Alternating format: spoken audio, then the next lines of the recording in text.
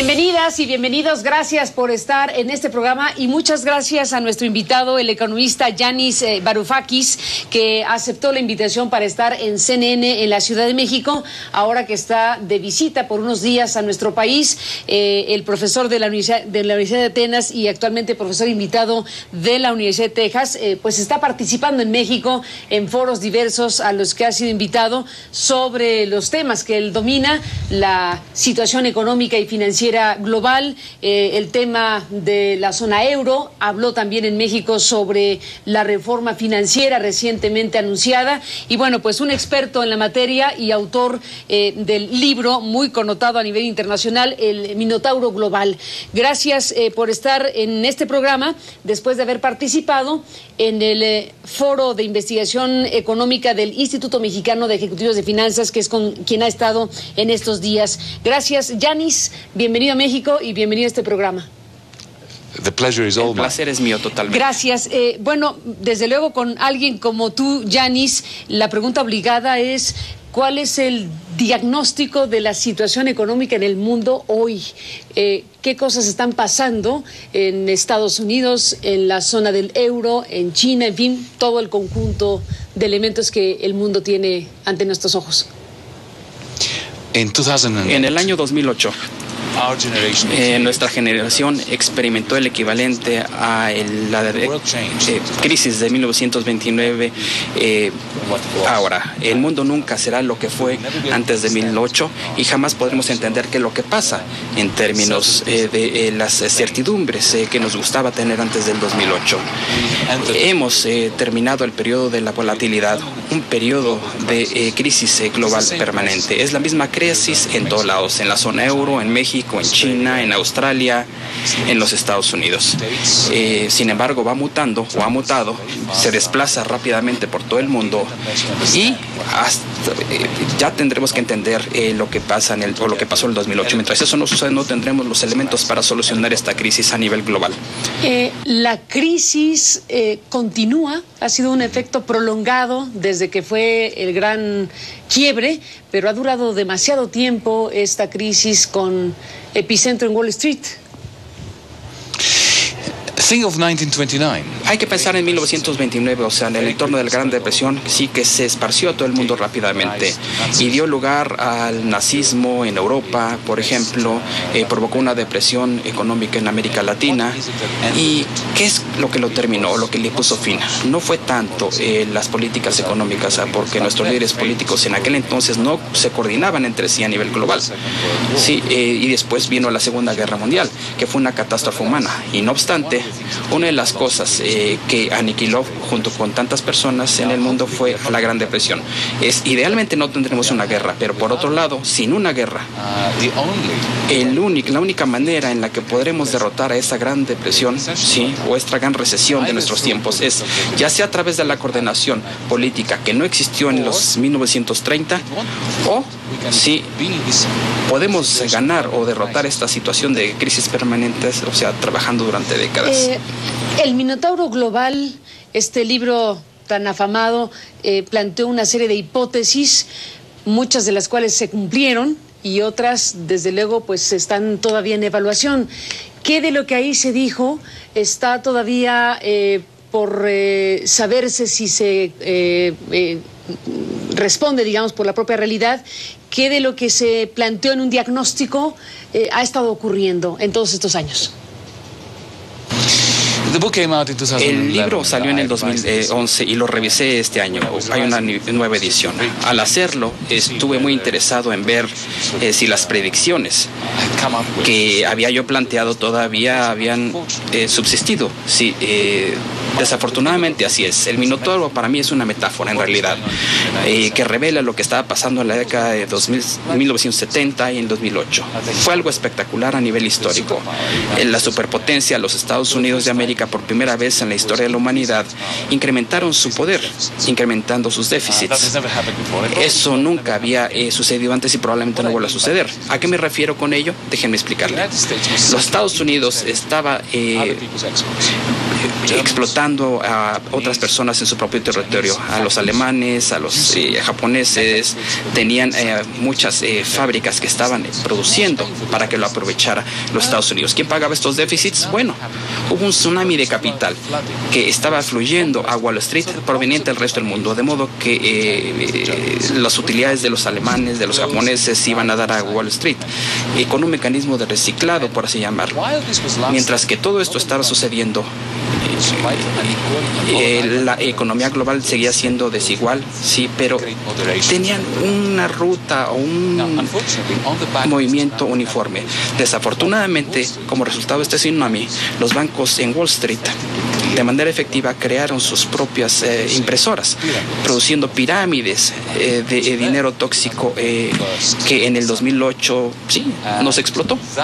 Eso fue el inicio de la crisis. La tragedia es que a medida que estas pirámides de dinero privado impreso fueron destruidas en el 2008, el mecanismo de reciclaje que acabo de describir se descompuso o se abrió, de modo que aun cuando ha regresado este déficit, ya no tienen la capacidad en los Estados Unidos de explotar estas utilidades de Europa, Japón, México de manera tan efectiva como lo hacían en el pasado.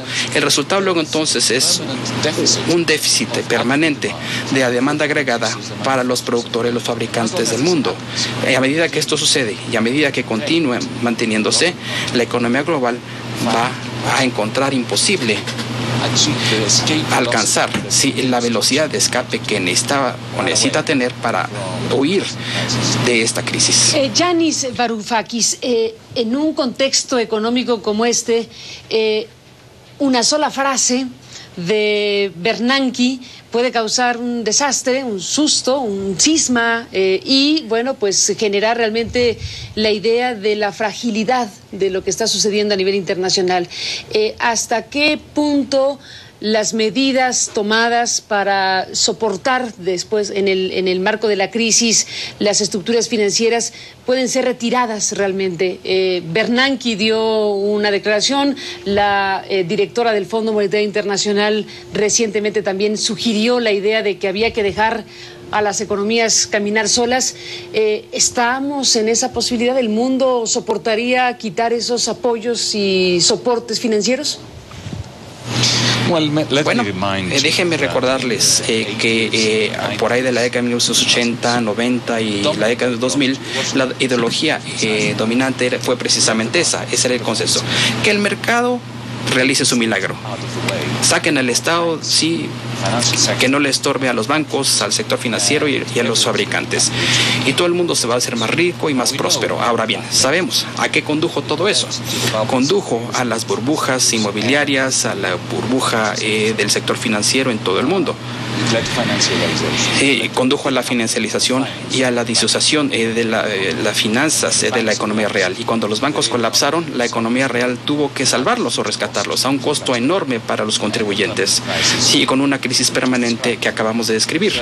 De modo que no podemos salir del mercado, o sea, porque los mercados están alterados y descompuestos.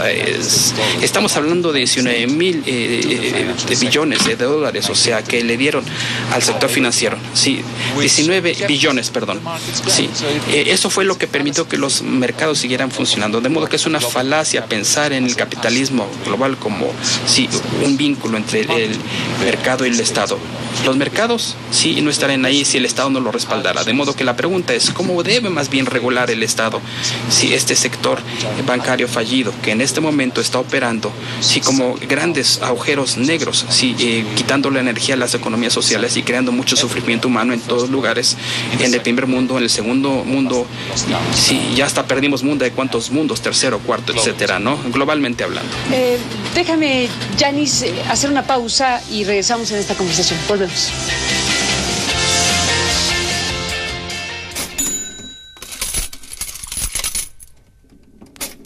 Estamos en esta conversación donde está, el mapa del mundo observado y analizado por Yanis, este muy importante economista, autor de este Minotauro Global. El tema de las economías como la mexicana, las llamadas economías emergentes, que en un contexto como este con cualquier desequilibrio o declaración, ven salir nuevamente los capitales volátiles. México ha visto salir en muy poco tiempo cantidades millonarias de capitales que van y vienen por el mundo.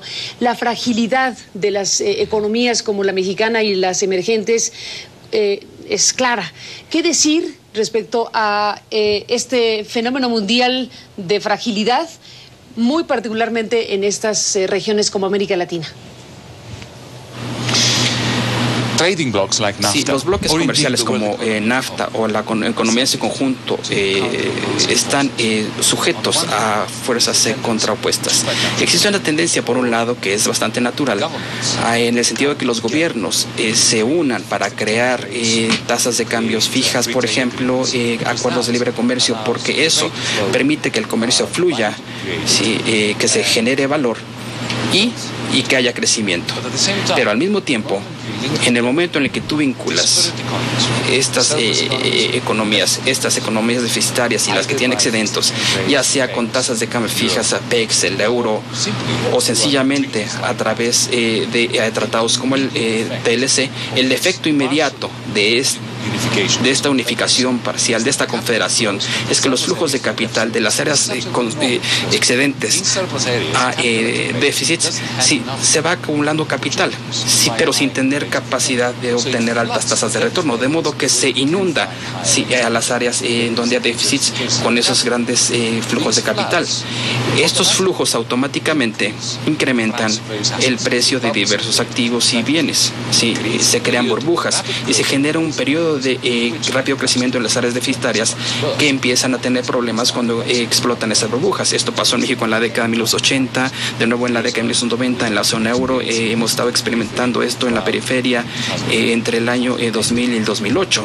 Y en el momento en que la crisis financiera se presenta, la ausencia de esos amortiguadores, sobre todo en el sector financiero, significan que hay flujos hacia afuera del capital como una marea viciosa, o sea, que sale de los países y que lo único que deja atrás es lodo y destrucción, y luego las metrópolis, sí, entran a salvar a los bancos, a rescatarlos, sí, y le prestan dinero a los países deficitarios, no para salvarlos o rescatarlos, sino para salvar a sus propios bancos, y las condiciones de préstamos que sencillamente empeoran las cosas en las regiones deficitarias. Lo hemos visto en México y en Grecia, y el resultado es una mayor volatilidad, más pobreza, pero no solo en las regiones deficitarias, porque todas las tribulaciones de los países se transfieren a segmentos de los Estados Unidos, de Alemania, de Francia, de modo que tienes parte del tercer mundo exportado al primer mundo, al mismo tiempo que la capacidad económica del planeta en su conjunto sí, tiene limitaciones para aliviar la pobreza o manejar otras cosas. Sé que has hablado en México de la reforma financiera en México. Déjame preguntarte sobre lo que puedas hablar de nuestro caso como economía que está, por un lado, lanzando esta reforma financiera, por otro lado, tratando de abrir el gobierno federal un aspecto de inversión energética y petrolera que la Constitución hoy no permite, pero que podría, si la reforma prospera, es decir, una reforma energética, abrirse a las grandes transnacionales, modificar tu estructura financiera, un conjunto de cosas que en nuestro país están a la mano. De estos temas que puedas conocer de México, ¿qué dices cuando tenemos anuncios de disminución de expectativas económicas muy importantes? Hoy estamos con una expectativa de crecimiento económico modesta, modificada en pocas semanas por la autoridad federal. Entonces tenemos un país como México. ¿Qué ves aquí? ¿Qué observas de la economía mexicana? Como persona externa, sí, veo esta nueva administración o este gobierno que parecería ser hiperactivo, tratando de hacer muchas cosas al mismo tiempo, lo cual no es. Sí, eso parece. Tomemos una cosa a la vez. Las reformas financieras, en la forma en la que yo las veo, precisamente van en la dirección equivocada. México es un caso muy particular a nivel internacional, porque uno tiene, por ejemplo, en este país, sí, una coincidencia muy triste. Las instituciones financieras sistémicamente importantes, los grandes bancos, también sucede que son las instituciones financieras sistémicamente importantes a nivel global y en este país.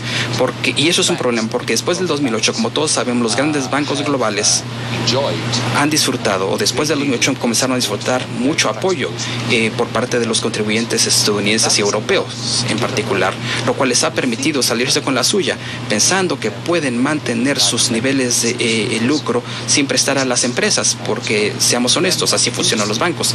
No están interesados en personas como usted o como yo. Encuentran que el préstamo a negocios no es tan emocionante. Ganan mucho más dinero a través del apalancamiento, tomando dinero prestado entre sí y apostando prácticamente al lado de los activos de sus libros contables y contrayendo, mientras tanto, el nivel de actividad económica de préstamo y que podría añadir dinamismo sobre todo a las pymes. Es eso lo que los bancos globales hacen en todos lados. Pero en México nada más hay bancos globales, ¿sí? Estoy hablando de la tasa de concentración de la industria financiera aquí en una forma en que no se observa en otras partes del mundo. De modo que tiene por un lado bancos globales que están operando como hoyos negros en términos de préstamo, dominan la economía mexicana, pero no le prestan a las pymes. Esta es la prioridad número uno que la reforma debería abordar aquí en México, en lugar de tratar de analizar este problema y tratar de solucionarlo alentando a esas grandes instituciones. Tienen que promover a las pequeñas instituciones crediticias y bancarias. ¿Sí? Tienen una reforma única que favorece, en otras palabras, la continuación del oligopolio por parte de los bancos globales extranjeros en contra de la capacidad del sector financiero local, que podría ampliar el trabajo que ya está haciendo desde el 2008 con estos bancos pequeños, y están prestando de manera desproporcionada a otro tipo de sectores. En el sector energético, y he tratado de informarme tanto como puedo en cuanto a los pronunciamientos de su presidente y el gobierno, aparentemente no están en contra de reformar el sector. Más bien tengo la impresión de que los mexicanos no han escuchado precisamente cuál es la naturaleza de estas reformas y no están bien enterados. Mi gran preocupación es que si estas reformas sencillamente transfieren los derechos de propiedad y las reservas en particular a esos super grandes compañías, a esas superpetroleras grandes, que en los últimos 5 o 10 años no han sido ejemplares en la forma en la que han estado invirtiendo en nuevas tecnologías, eso sencillamente reduciría aún más la crisis de libertad del gobierno mexicano, en el sentido de influir en las políticas financieras y energéticas que de manera integral les podrían ayudar al resto de la economía a desarrollarse tecnológica y financieramente. Bueno, interesante esta lectura y análisis de lo que está ocurriendo con México, con la reforma financiera y con el tema energético. Después de la pausa, regresamos en esta conversación.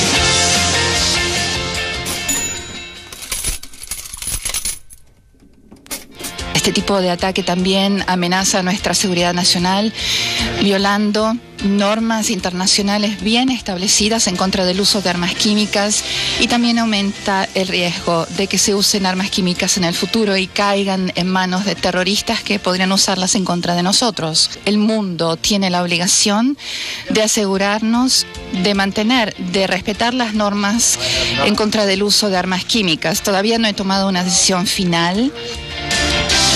Creo que es importante que tengamos una respuesta contundente ante la utilización de armas químicas, y hay una serie de cosas que vamos a continuar haciendo. Seguiremos llevando el caso ante las Naciones Unidas. Vamos a seguir trabajando con todas las organizaciones de las que somos miembros, la Unión Europea, la OTAN, el G8, el G20, para condenar lo que ha pasado en Siria. Es importante mantener la prohibición internacional sobre el uso de armas químicas. Continuarán con sus investigaciones hasta mañana, viernes y hacia el sábado por la mañana. Saldrán de Siria y lo antes posible me informarán a mí. Regresamos en la parte final de esta conversación, Yanis.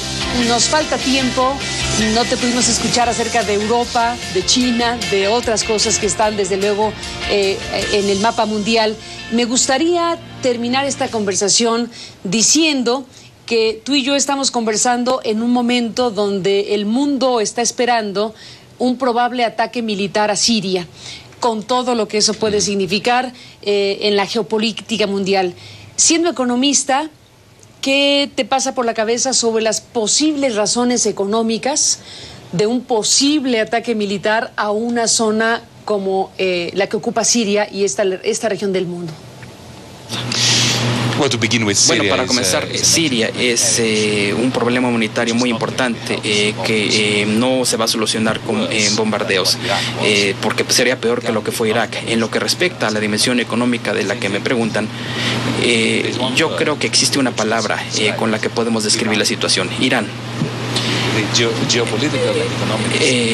La importancia geopolítica y económica de lo que pasa en Siria tiene que ver con el control de las reservas petroleras de Irán, porque seamos honestos, Irán únicamente tiene a Siria como único aliado en la región, y uno de los objetivos de la política exterior estadounidense siempre ha sido el debilitar a Irán, como disociando a Siria de él. De modo que tengo el temor de que una vez más, o me temo que una vez más, los derechos democráticos, los intereses humanitarios de la gente que está sufriendo en Siria, pero también que la gente que sufre en Irán, bajo un régimen dictatorial, serán subyugados en aras de consideraciones geopolíticas que, como en el 2003, se concentran en el mercado energético y en los derechos humanos. Bueno, este es un gran tema, desde luego, Yanis, en estas horas. Veremos qué sucede al final de la historia, pero te agradezco esta opinión que en este momento es importante tomar muy en cuenta. Te agradezco tu presencia en el programa, se nos terminó el tiempo. Gracias por compartir esta entrevista y hasta la próxima. Gracias por estar en este programa. Thank you very much. Muchas gracias a ustedes. Bueno, pues estamos en esto con Yanis Varoufakis, con este economista que acude a México a estas invitaciones que se le han hecho como parte de esta Universidad de Atenas y actualmente, como decíamos, en la Universidad de Texas también participando como académico. Con esto nos vamos. Gracias por estar en este programa. Pásela bien y hasta mañana.